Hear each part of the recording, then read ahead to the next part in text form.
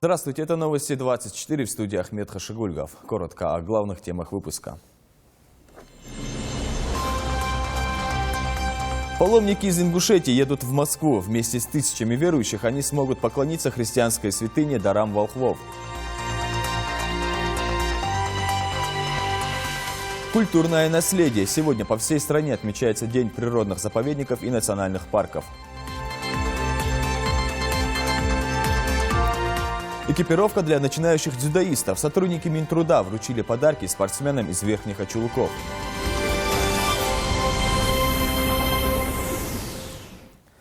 Православные паломники из Ингушетии отправились в Москву поклониться одной из величайших христианских святынь – дарам волхвов младенцу Иисусу. Реликвия сейчас находится в храме Христа Спасителя.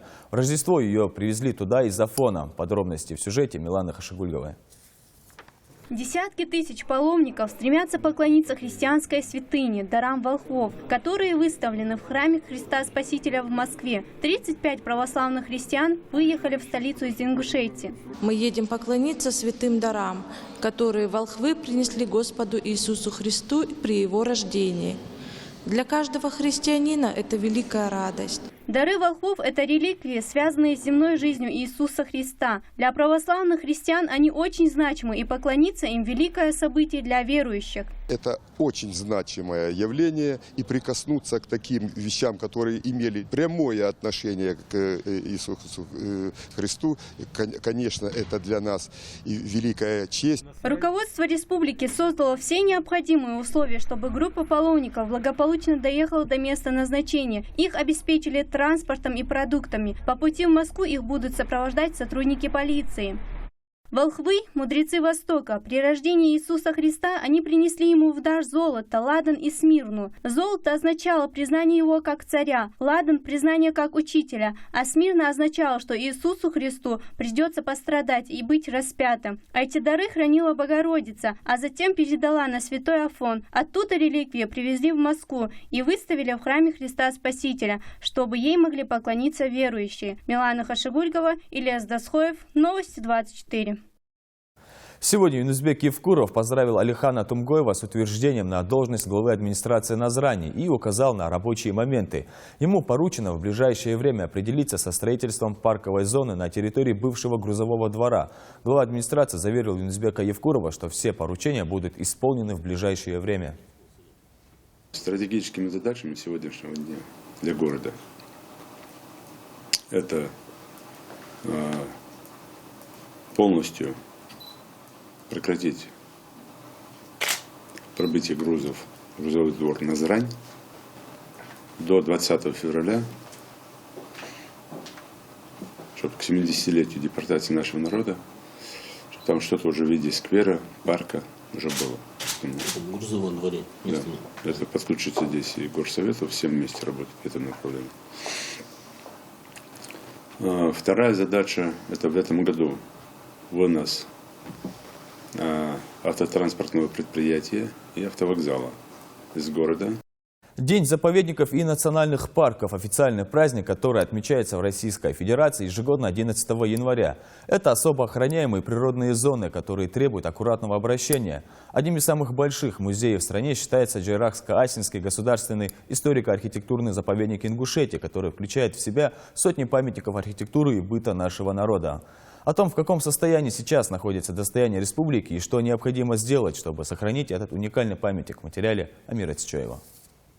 Джайрахско-Асинский государственный историко-архитектурный музей-заповедник – это десятки башен, множество склепов, святилищ и других сооружений. В него входит более 100 уникальных архитектурных комплексов разной степени сохранности, в каждом от 10 до 60 памятников. Он был создан в 1988 году, а в феврале 1995-го указом президента России был признан объектом исторического и культурного наследия федерального значения. Джайрахско-Асинский заповедник – один из самых больших музеев в нашей стране. Он занимает площадь 64 тысячи гектаров. В него входит около 5000 археологических и архитектурных объектов. Это подлинные шедевры многогранной культуры ингушского народа от эпохи бронзы до конца позднего средневековья. Протяженность заповедника с севера на юг более 50 километров, с запада на восток свыше 70. Руководство республики уделяет огромное внимание сохранению всех горных объектов. Более того, существует программа по восстановлению и реставрации памятников истории и архитектуры. В 2013 году было выделено на восстановление башенных комплексов 7 миллионов рублей. В 2012 году 10 миллионов. Ну, каждый год на что они могут изыскать и что республика может сделать, вот эти задачи вот так вот выполняются. Но у всего этого великолепия есть и обратная сторона. Туристы — это, конечно, хорошо, но с каждым их визитом к дому предков в обмен на впечатление они оставляют мусор. И это при том, что большая часть посетителей заповедника – местные жители. Только у нас вот это все происходит. Ни в одном субъекте такого нет, что просто тут мои предки жили, потом приехал. Ладно бы там, уважал бы своих предков.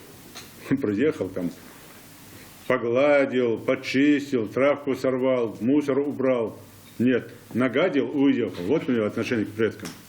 Глава республики поручил создать туристический маршрут и пускать к башням только после согласования с местными властями. В этом направлении сейчас ведется работа, чтобы как это лучше сделать, карточная система или как-то делать отдельные карточки для посещения. Нигде в мире посещения музеев-заповедников нет бесплатного въезда на территорию музея-заповедника. Также здесь существует проблема незаконного захвата территорий, продажи земельных участков и строительства жилых домов. А ведь это запрещено законом, и нарушители могут привлечь как к административной, так и к уголовной ответственности. Амир Цычоев, Светлана Томова, Фатима Кариева, Новости 24. Воспитанники школы в Верхних Ачулуках, которые ходят в секцию дзюдо, получили подарок – экипировку. Во время недавнего визита в сельское поселение министра труда учитель физкультуры рассказал, что детям не хватает кимоно. Тогда министр обещал исполнить его просьбу. И вот сотрудники этого ведомства приехали с долгожданными подарками. С подробностями Зарема Бекова. Мурат Кузьгов 13 лет работает в школе в Верхних Ачулуках. Он открыл секцию по самбо и дзюдо, где местные школьники с удовольствием занимаются спортом. В школе приходится сталкиваться с трудностями. До того, как построили спортзал, приходилось тренироваться в маленьком помещении, где все желающие не могли уместиться. Но несмотря на все проблемы, Мурат Кузьгов с гордостью рассказывает, что сумел воспитать 5 призеров. Его ученики участвуют во всероссийских международных турнирах. Но перед тренером стоят и другие проблемы. У детей нет соответствующей экипировки. Этой проблемой он поделился с министром труда и соцразвития, когда Багаудин Маршани побывал у них в селе с рабочей поездкой. Наше село посетил министр соцзащиты Маршани Багаудин.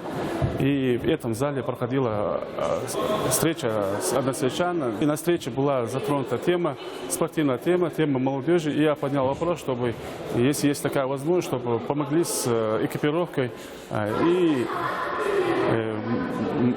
министр Маршани, конечно, нам дал обещание, что поможет. И сегодняшний день это налицо.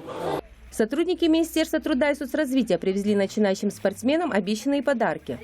Привезли кимоно около 30 штук и гантели, и свое поручение мы исполнили. Около 30 детей из 22-й школы получили возможность тренироваться в новых кимоно. Они не скрывают своей радости и обещают в спорте одерживать серьезные победы. Мы раньше ходили в спортивной форме, и мне подарили этот кимоно. Я очень счастлив, что мне это сделали. По словам заместителя министра, такие акции они собираются проводить и в дальнейшем. Зарема Бекова, Ахмед Беков, Новости 24. Число пострадавших в дорожно-транспортных происшествиях снизилось на 13%. Положительная статистика была озвучена на совещании в Магасе. Полицейские подвели итоги работы подразделения госавтоинспекции МВД по Ингушетии за прошлый год. Репортаж Марии Стоевой. В сравнении с 2012 годом количество дорожно-транспортных происшествий в Ингушетии уменьшилось почти на 13%. Число погибших в них на 20% и число раненых на 6%. Это самый низкий показатель за последние 3 года. Такие данные в своем докладе привел в Рио начальник УГИБДД МВД Ингушетии Магомед Бузуртанов. Организовано проведено более 1400 лекций. Если сравнить это с 5-летней давности, то максимальное количество было 600-500, то есть в 2 раза больше проведено лекций, бесед, то есть внимание этому профилактике у нас уделяется больше, чем в предыдущие годы, поэтому, соответственно, результат аварийности, снижения детского дорожно-транспортного и общего числа ДТП по республике. Также Магомед Бузуртанов добавил, что стабилизация идет по всем направлениям. Основными причинами ДТП по-прежнему является превышение скорости, выезд на встречную полосу и нарушение правил дорожного движения пешеходами. Свои отчеты представили и начальники территориальных ОВД республики. Также в ходе совещания намечены основные задачи на 2014 год. Среди них работа по профилактике правонарушений, это акции и лекции по соблюдению ПДД. Мария Мистоева, Майрбек Миржоев, Новости 24. В детские сады будут принимать малышей в порядке электронной очереди. В Ингушетии заработала новая автоматизированная информационная система. Родители, не выходя из дома, могут внести свое чадо в базу данных и самостоятельно контролировать процесс продвижения в списке. Милана Хашигульгова расскажет подробнее. Электронная очередь в детские сады – это база данных, где должно быть отражено, сколько детей нужно зачислить в дошкольные учреждения по региону в целом и по каждому населенному пункту в отдельности. Дает возможность принимать заявления, вести учет, зачислять детей в электронном виде. Дает информационную открытость, все прозрачно. Родитель может зайти и посмотреть, на какой стадии его заявления, как продвинулся ребенок по очереди.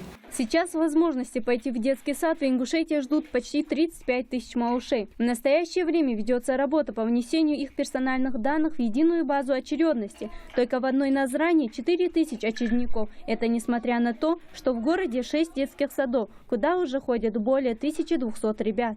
Сама система рассчитана так, что все дошкольные учреждения будут взаимосвязаны. То есть мы сможем отслеживать очереди не только по городу Назрань, заглянуть и на сайт Малгобека и так далее, и так далее. И в то же время бояться того, что двойники будут, уже не придется. Даже сами родители говорят, что электронные очереди в детские сады будут очень удобны для них. У меня у самой маленький ребенок. Ну, я считаю, что это очень удобно, потому что сейчас большинство молодых мам, они работают, и как бы выходить с работы, отучаться, я думаю, что очень удобна система электронная, что можно зайти, мало того, что можно встать на очередь и еще ее отслеживать. Конечно, это удобно, потому что родители, сидя дома, могут отслеживать очередь, могут также подавать заявления. Но я думаю, что это очень удобно. Через портал государственных услуг родители могут заходить на страницу электронных детских садов и ставить детей на учет, следить за движением заявления, оплачивать услуги частных дошкольных учреждений. Работа по ведению этой системы в Ингушетии должна быть завершена до конца января. Милана Хашигульгова, Юнус Тучоев, Новости 24. На этом у меня все. Смотрите итоговый выпуск в 21:00. Всего доброго.